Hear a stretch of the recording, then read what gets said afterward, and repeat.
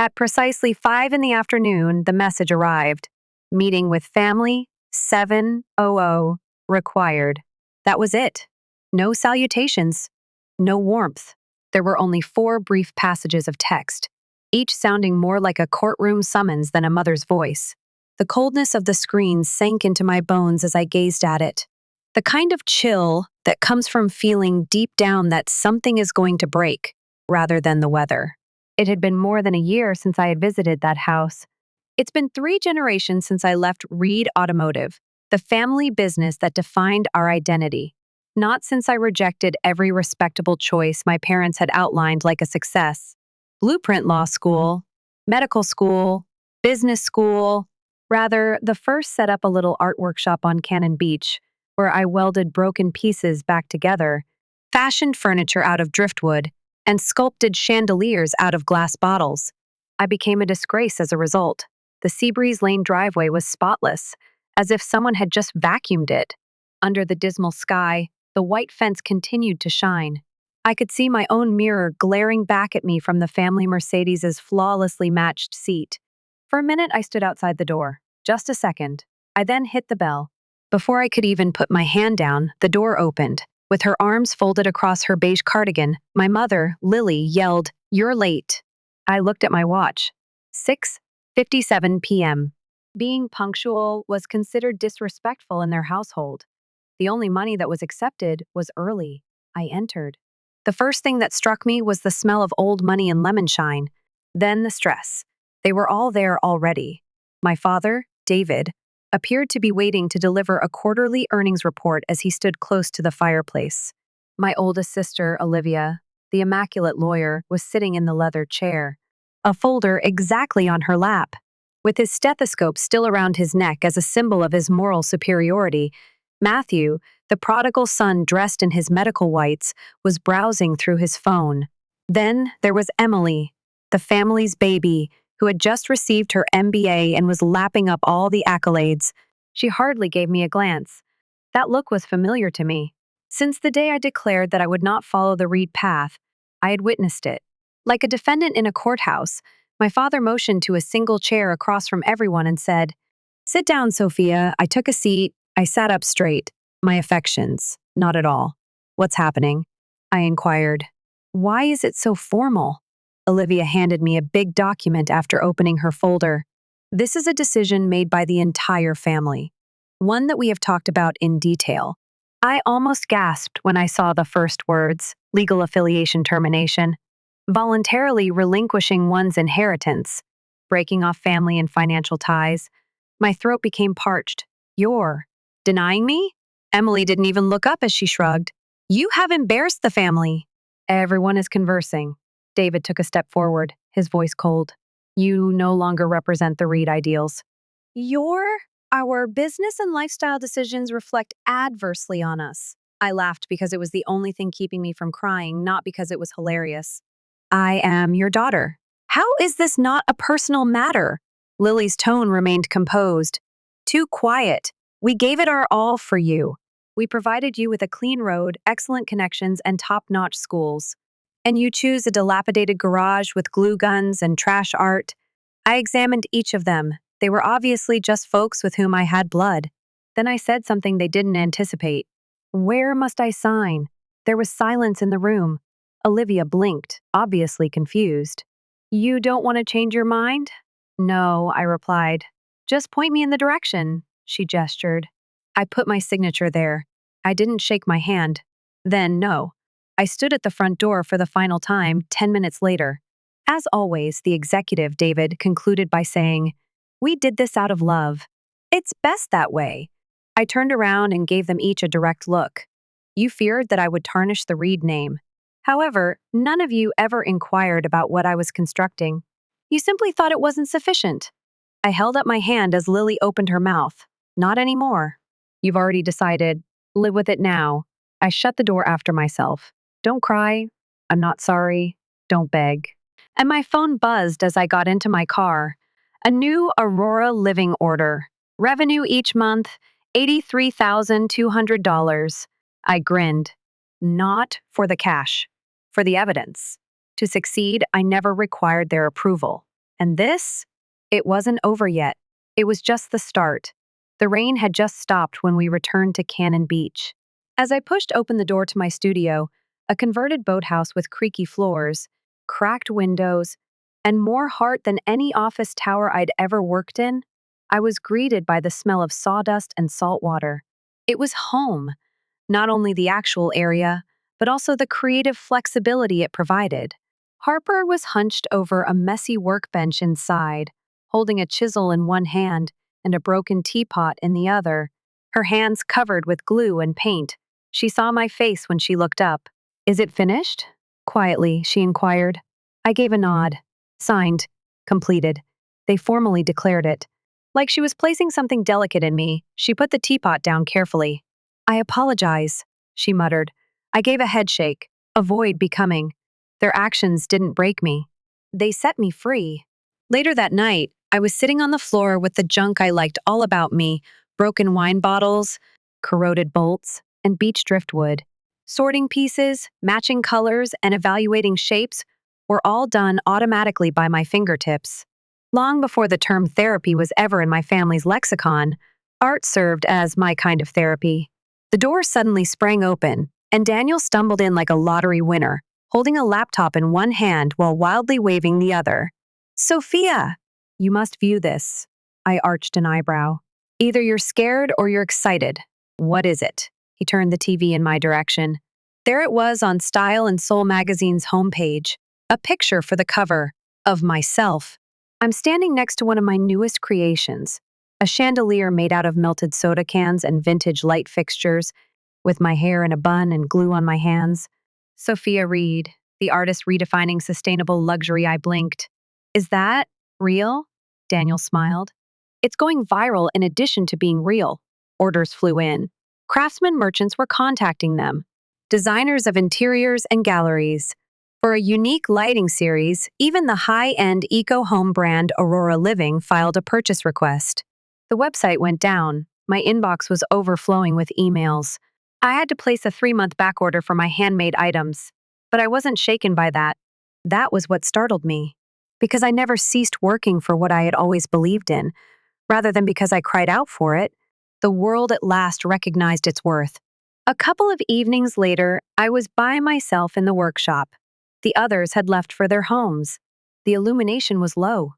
Still heated following a day of fusing broken glass, the kiln gleamed softly in the corner. I surveyed the area, taking in the strewn-about sketches, the shelves stacked with prototypes, and the scent of copper and cedar. And I said aloud in a whisper, "They tossed me aside." However, I didn't. I brought on 2 additional craftspeople that week. One of them was an unmarried mother who had lost her job at a manufacturing company. Another was a young man who drew mechanical sculptures whenever he could after spending time in foster care. We weren't only producing products, we were establishing ourselves.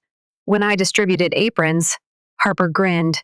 She said, "So this is it. This is what we're actually doing." Daniel entered with a huge whiteboard and coffee. "You had better believe it. This month, we have 5 appointments with chains of home decor stores and a museum that is considering the fragments collection." I arched an eyebrow. "A museum?" He gave a nod. "The Museum of Modern Art in Portland. Art from the Wreckage is the exhibit they are curating for the fall. They wish to highlight your work." For the first time, my hands shook not out of fear, but out of wonder. They were now displaying everything they had attempted to remove, including the glue, the scars, the defiance, and the dreams. Not as a disgrace is a work of art, and nobody was able to take that away from me this time. The first message arrived 3 days after the Style and Soul cover was live. "Sophia, we must speak. Give me a call." Emily sent it. I gazed at the writing as if it were written in a foreign tongue. There was no greeting. Don't apologize. It was merely a vague order, with a tone that was nearly the same as the one that called for my own disownment. I didn't respond. Another message showed up about 10 minutes later. "Olivia this time. You might not be completely aware of the legal ramifications of the agreement you signed. Let's have a proper discussion about this." "Implications for the law?" I sneered. I knew what I signed and what they lost when they kicked me out. The issue wasn't legal. It was a matter of reputation. They were now rushing to control the damage. Daniel shook his head and peered over my shoulder. Because they miss you, they aren't contacting you. Because they are losing control of the story, they are contacting you. He was correct. Because a letter arrived by courier the following morning, written by hand. The envelope is cream in color.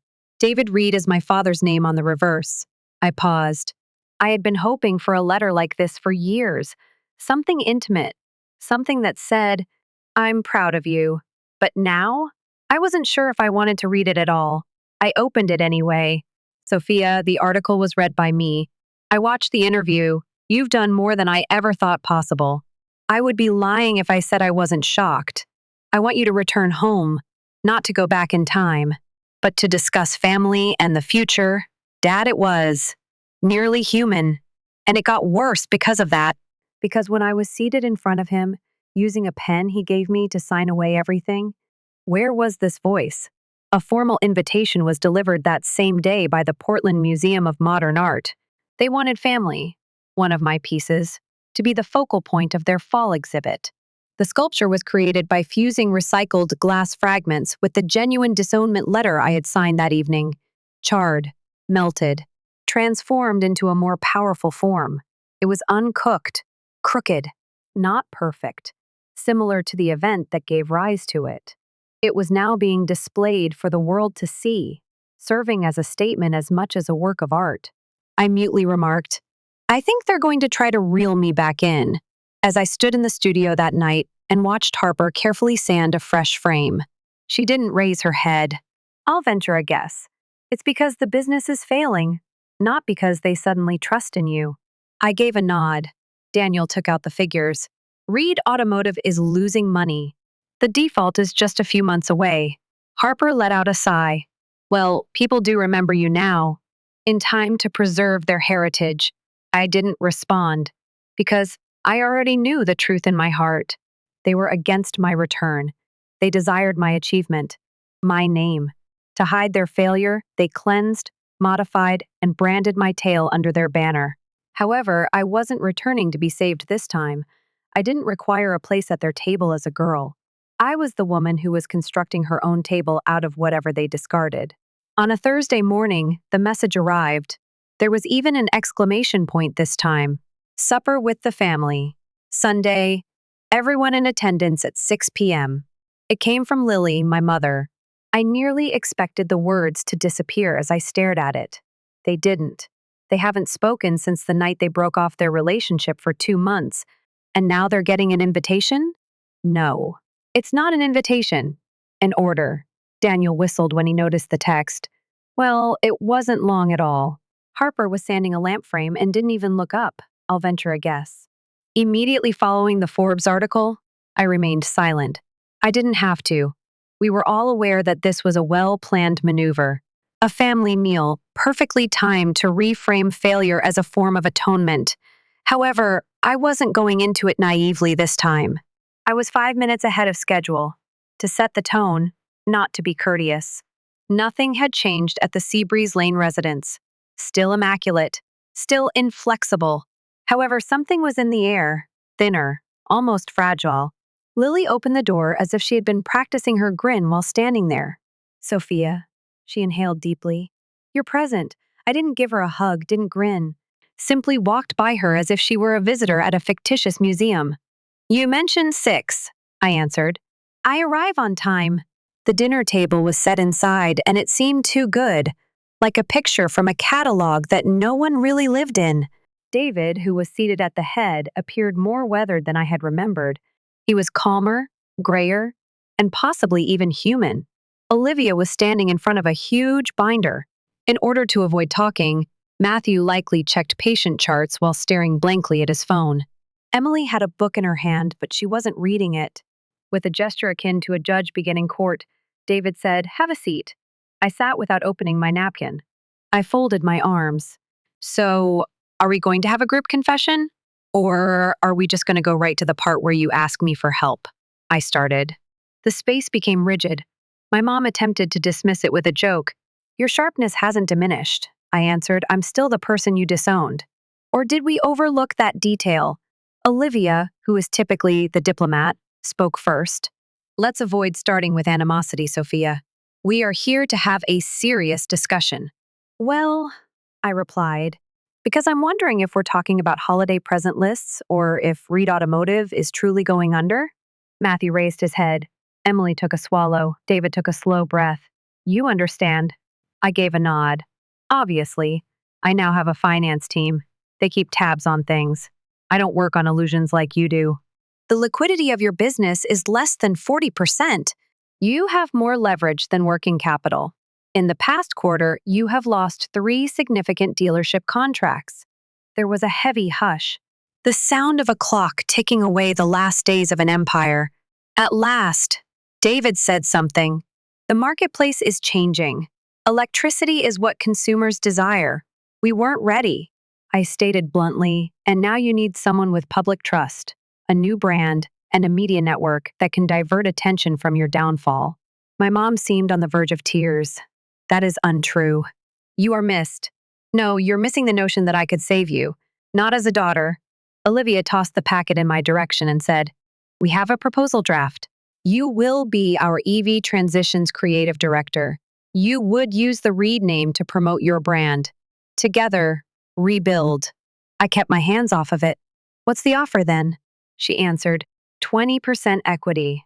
I was amused, not resentful, when I laughed. In the past, I owned 25%. Do you recall? I had to sign it away because of you. Emily's voice was quiet. Back then, we didn't understand your work. No, I clarified. You were unwilling to. It made you feel ashamed. By me. David touched the table with both hands. Sophia, we can start afresh if you assist us, as a household. I took in every one of them. People who formerly condemned me are now trying to save me, and I got to my feet. No, I replied. I'm not doing together with people who denied me my own legacy and made fun of my dreams. My hand was grasped for by Lily. Please, give me another chance. As your mom, I gradually withdrew. I'm not incapable of forgiving. I simply never forget. Additionally, I've changed from the girl who sat through your dinners in silence. Olivia started to reply, but I had already started to head for the door. I'll give it some thought, but it's on my terms if I go back. No command, no show, and don't act fake. I could hear the wind from the seaside getting stronger as I continued along the path. It didn't feel cold this time. It seemed to be similar to momentum. I also knew that I wouldn't be knocking on their door the next time they saw me. They would be entering my space. The conference room at the Riverton Plaza Hotel had a fresh leather and espresso scent. 2 minutes before the most significant encounter of their lives, it was 9:58 am. I positioned a soft-bound proposal at each seat while standing at the head of the long, black table. It wasn't a family meal. There was no sentimentality here. It was business. Glass walls, contemporary lighting, and sharp angles are some of the reasons I picked this location. No warmth. There is no space for sentimentality. Just the facts. They entered at 10 minutes to 1. David, whose outfit appeared to be 2 sizes too large. Lily, wearing pearls, holding a folder as if it were a shield. Olivia, open your briefcase. Matthew, very silent. And Emily, keeping herself together despite having red eyes. I didn't say hello to them. Rather, I said, let's get started. They took a seat. I didn't. I took out my copy of the proposal and started reading it slowly and clearly, each word intended to both sting and free me. This is Reed Automotive's complete restructuring plan. It will be rebranded as Phoenix Electric. David winced. I went on. First clause, I shall only be back in my capacity as CEO complete power. There is no board veto power. There is not even a single ceremonial head present. You relinquish control if you seek revival. David's mouth opened. I held up my hand. No disruptions. It was your turn. It's mine now. Clause 2. Family members' compensation will be determined only by their contributions. There will be no more exorbitant pay for inaction. There should be an end to titles that are not accompanied by work. No more entitlement based on appearance. Emily lowered her eyes when I looked at her. The toxic dynamic ends at Clause 3, and this is non-negotiable. They moved apprehensively. No more tradition-cloaked judgment. passive-aggressive dinners are over. Stop making fun of things that don't fit your template. All of me, including the glue guns, sculptures, and items you formerly referred to as trash, must be accepted if you want me back. Quiet. I shut the folder. That's the matter. No changes. There are no exceptions. Do you wish for a future? You put your signature on it. Or you don't, and your dignity dies along with the business. There was silence for a whole minute. Then, an unexpected event occurred. David got to his feet. Not to engage in combat, not to give a lecture, but to acknowledge. I was mistaken, he muttered. I let my fear of failure stop me from recognizing your bravery. I didn't understand your work, so I made fun of it. But now I see it saved your life. We might even be saved by it. He hesitated. And just for the sake of, Sophia, I'm proud of you. I didn't answer. I just remembered. Olivia took out a pen and slipped the contract in her direction. She claimed to have written the documents for your disownment. I envied you, not because I detested you. You ventured to fail. All I could do was follow. She put her signature on it. Matthew sighed and stroked the back of his neck. I believed you to be weak. As it happens, you are stronger than the rest of us. He put his signature there. Emily's voice broke. I was too afraid to pursue the life I always desired, but you lived it. Her hands shaking, she signed. Lastly, Lily. Once more, she sought for my hand, but I let her. A title is not what I want. She sobbed as she said, I don't need shares. All I want is for you to call me Mom once more. I remained silent. Rather, I went to the last page, which was the most important. Dedication to upholding a positive work atmosphere, honoring personal principles, and putting an end to family manipulation. I emphasized it, then returned the pen. I said, go first. Everybody signed, one by one, not in a family asking for pardon. However, as people are now earning it, the sign for Reed Automotive appeared on an overcast Tuesday morning. Not a ceremony. Don't snip the ribbon. There was just the moan of metal being torn from masonry, the sound of a power drill, and the presence of a silent team. Nobody let out a cry. Nobody gave a clap. It seemed natural, to be honest. For a long time, that name has been extinct. It was only recently that we found the strength to let it go. A new sign was erected in its stead. Phoenix Power Eco, friendly luxury resurrected. A symbol I created myself, a phoenix emerging from rusted gears and broken glass, was shown beneath the bold lettering. Not a flawless bird, a defective one burned, but still getting up. The flagship showroom's interior was completely different from its predecessor. We created a venue that felt like an art exhibition combined with a second chance, rather than soulless displays and chrome ego. Chandeliers fashioned from scrap metal lined up alongside electric automobiles. Coffee tables featured carvings from reclaimed marine wood. Sculptures fashioned from rebar and broken exhaust pipes. The same thing was murmured around every corner. Broken things are not useless. It simply awaits transformation. Daniel entered with a tablet in his hand, his smile scarcely contained. The website just failed once more due to traffic.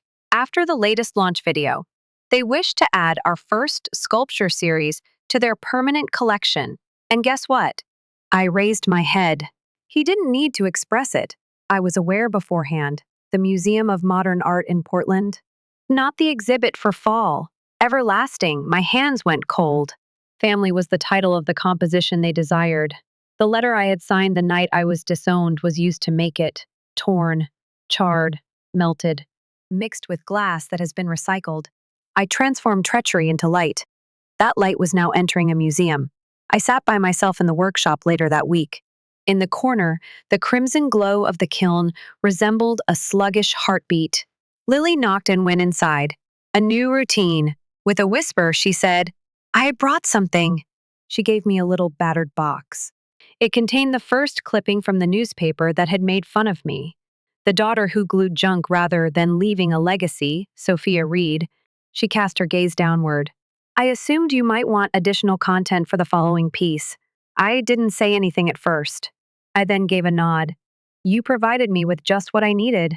She grinned, but it wasn't the refined smile she gets at family gatherings. Actual. Not everything was ideal. By no means. Olivia still required reminders that empathy not power, was the key to effective leadership. Matthew still found it difficult to express emotion without rationalizing it away. Emily was discovering that it was acceptable to make room for something other than acceptance. However, they were making an effort, attempting so hard, and me? I no longer thought that family would imply easy affection. Rather, the first reinterpreted it as a collective endeavor, those who are prepared to come forward, own up to their mess, and work together to create something better. The Aurora House, a community studio and art therapy facility converted from the former warehouse behind the showroom, debuted that month. We taught kids how to transform rubbish into beauty where they once kept engines and mufflers. A 14-year-old who hadn't talked in weeks was among the first pupils. He entered, silent and furious. However, he looked up after an hour of dealing with cracked tiles and copper wire and remarked, "Is it acceptable if mine isn't perfect?" I grinned. "Perfect is dull. Be truthful." The group expanded. The mission did the same. Phoenix Electric was more than just a business. There was a movement. Harper was in charge of the art department. Daniel oversaw PR and operations. We were collaborating with city initiatives, schools, and shelters to teach creative recovery of people as well as goods. And every day when I entered those doors and saw what was being constructed out of what had previously been discarded, I recognized myself. Not to their dismay, not their embarrassment. However, their unforeseen miracle. It rained in Cannon Beach on the day of the grand opening of the Aurora House. Once a rusty car parts warehouse, the windows were tapped by continuous, soft drops. The warehouse now boasts a crisp ivory white paint finish. The fragrance of clay, copper dust, and something fresh, possibilities, filled the air inside. No ribbon was cut by us. There were no speeches. All we did was open the doors. And people arrived. Mothers who are single, retired engineers, adolescents who were told they would never succeed. Even my relatives, whom I had previously believed to be permanently gone, appeared, not to claim credit, merely to lend support. And that was the decisive factor. My father, David, stood silently next to me as he observed a little girl using Harper to help her shape glass. "You know, I used to think success was about control," he continued, leaning over. "However, I was mistaken. It has to do with trust, giving up, and being aware of when to move aside." I didn't respond. I didn't have to, because he never had the right words to describe this space, this moment. The Brooklyn Museum sent me an email a few days later. My sculpture family, which was created from my disownment letter and broken glass, was going to be added to their reclamation display. Not only for the season either, indefinitely. I read the message repeatedly while sitting by myself in the studio. Then I started crying, not out of sadness, but because of a calmness I had never experienced before. I walked out onto my apartment's balcony, which was over the workshop that evening. The ocean reflected all the light like a mirror to the past, while the town below shone in gold. Daniel brought 2 cups of tea to join me. "You succeeded," he remarked quietly. I grinned. "No, we did." Inside, Harper was sorting through recycled wood with the assistance of Paul, my 6-year-old apprentice and the studio's unofficial mascot. He cried out, "Miss Sophia, I discovered a fragment that had a crack in it. Shall I discard it?" I gave a head shake. "No, my love. Light can occasionally enter through fissures." I wrote a note that evening, one that I wasn't sure I would ever send, to everyone who has ever been rejected, referred to as being too soft, too unusual, or too much. You're not damaged. You're evolving. Allow them to undervalue you. Let them go. Then get up, not to disprove them, but to develop into everything they never would have thought possible. Sophia Reed family is more than simply blood. It all comes down to who decides to stick behind you even if the plan changes. Even if you have to start from scratch with your hands. An achievement? It's not a contract or a magazine cover. Sitting with folks who formerly had doubts about you, and realizing that they are gradually and inadequately coming to accept you for who you are. I was thrown out once. I now create my own table designs. I was silenced once. I now use art to teach people how to communicate. Once, I was obliterated. Above a door where people go to heal, my name is now engraved in steel. This isn't a resurgence. It's home here. Have you ever had to start over after being rejected by your own family or being undervalued by them? Tell us below whether Sophia's tale had an impact on you. Every comment is read, and your opinion counts here. If you think second chances are possible, you should like this video. Additionally, remember to subscribe for more heartfelt stories.